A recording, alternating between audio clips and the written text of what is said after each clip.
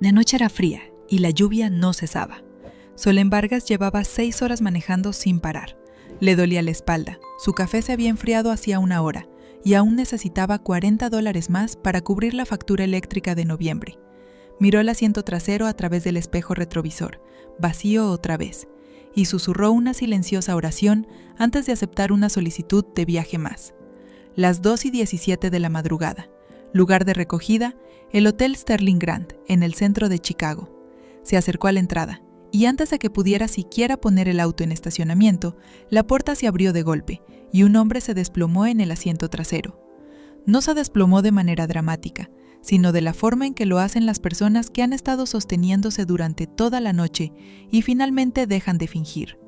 Llevaba un traje a medida que probablemente costaba más que el alquiler mensual de Solén. Su corbata estaba aflojada, su cabello oscuro ligeramente despeinado. Olía a whisky caro y a agotamiento. ¿A dónde vamos?, preguntó Solén, manteniendo un tono profesional. Él pronunció una dirección en Lincoln Park, una de esas calles arboladas donde las casas tienen nombres en lugar de números. Solén se incorporó a la autopista y guardó silencio. Había aprendido hacía mucho tiempo que los pasajeros de madrugada se dividían en 2 categorías, los que querían hablar y los que desesperadamente necesitaban que nadie les hablara. Este hombre era claramente del segundo tipo, pero entonces, en algún punto entre la rampa de acceso y la primera salida, él habló. ¿Alguna vez sientes que estás ganando en todo y perdiendo en todo al mismo tiempo? Solén parpadeó, lo miró por el espejo. Sus ojos estaban fijos en el techo del auto. Sí, dijo con honestidad, lo siento cada día de mi vida. Silencio. ¿Lo dices en serio? Soy una madre soltera que maneja desconocidos a las 2 de la madrugada para poder pagar la luz, dijo ella. Quiero a mi hija más que a nada en este mundo, y me aterra que ella recuerde su infancia como los años en que su mamá siempre estaba cansada y siempre ausente. No había tenido intención de decir todo eso, simplemente salió. El hombre se incorporó ligeramente. ¿Cuántos años tiene? 7. Ella cree que manejo un taxi porque me gusta conocer amigos nuevos. Solén soltó una suave carcajada. Los niños son o muy tontos o muy bondadosos. Aún no he decidido cuál de los dos. Por primera vez esa noche, el hombre en el asiento trasero casi sonrió. Suena increíble. Lo es, dijo Solén. Ella es la razón por la que estoy aquí afuera. Su nombre, lo descubriría después, era Darío Montiel. El Darío Montiel, director ejecutivo de Montiel Ventures, una firma de capital privado que había aparecido en la portada de Forbes 3 veces. El hombre que cerraba tratos millonarios antes del almuerzo y tenía la reputación de ser intocable, impenetrable y, si había que creerle a los tabloides, completamente incapaz de comprometerse emocionalmente desde su divorcio 2 años atrás. Pero Solén no sabía nada de eso. Para ella, él era simplemente un hombre triste, ligeramente borracho, y con un traje muy elegante que necesitaba llegar a casa sano y salvo. Cuando se detuvo frente a su dirección, una preciosa casa de piedra rojiza con hiedra trepando por la fachada, Darío bajó del auto y se volvió. «Gracias», dijo. Y la manera en que lo dijo no fue automática ni cortés. Sonó como si quisiera decir algo más. Solén le hizo un pequeño gesto con la cabeza y se alejó. Lo había olvidado para cuando llegó a casa. Besó a su hija dormida en la frente y cayó rendida en la cama. Pero no lo olvidó por mucho tiempo. 3 días después, su teléfono vibró con un número desconocido. «Soy Darío Montiel. Me llevaste a casa el martes por la noche. Me gustaría ofrecerte un trabajo. Tiempo completo. Beneficios, horarios normales, sin recogidas a las 2 de la madrugada bajo la lluvia. Por favor, llámame o ignora este mensaje y lo entenderé. D». Solén miró el mensaje durante 5 minutos completos. Luego llamó a su mejor amiga, Ixela, quien gritó tan fuerte que Solén tuvo que alejar el teléfono de su oído. «Solén, ese es Darío Montiel, el mismísimo Darío Montiel. Chica, no ignores ese mensaje». No lo ignoró. Lo llamó de vuelta, completamente dispuesta a decir que no. Tenía la guardia en alto, sus límites bien ensayados y su escepticismo a plena carga. Era una mujer adulta que había aprendido a las malas que las cosas que parecían demasiado buenas solían ser demasiado otra cosa.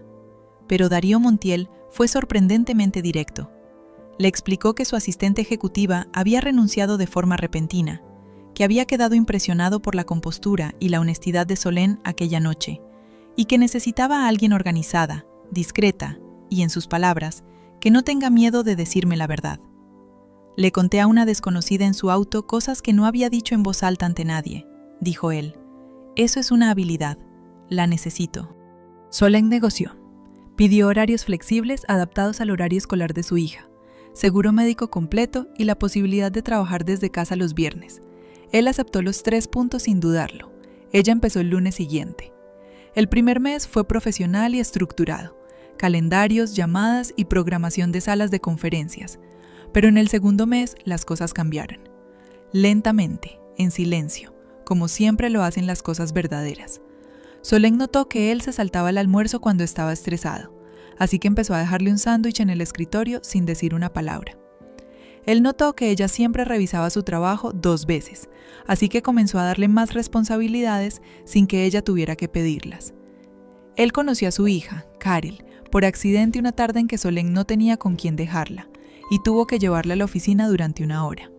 Carol se dirigió directamente hacia Darío Montiel, director ejecutivo de una firma multimillonaria, y le dijo: «Parece que necesita un abrazo, pero no sabe cómo pedirlo». Toda la oficina quedó en silencio. Darío miró a la niña de 7 años durante un largo momento, y luego se rió. De verdad se rió. De esas risas que nacen en el estómago, de las que hacía mucho tiempo no se permitía. «Probablemente tengas razón», le dijo. Solène quiso desaparecer. En cambio, observó cómo algo se desbloqueaba en el hombre al otro lado de la sala.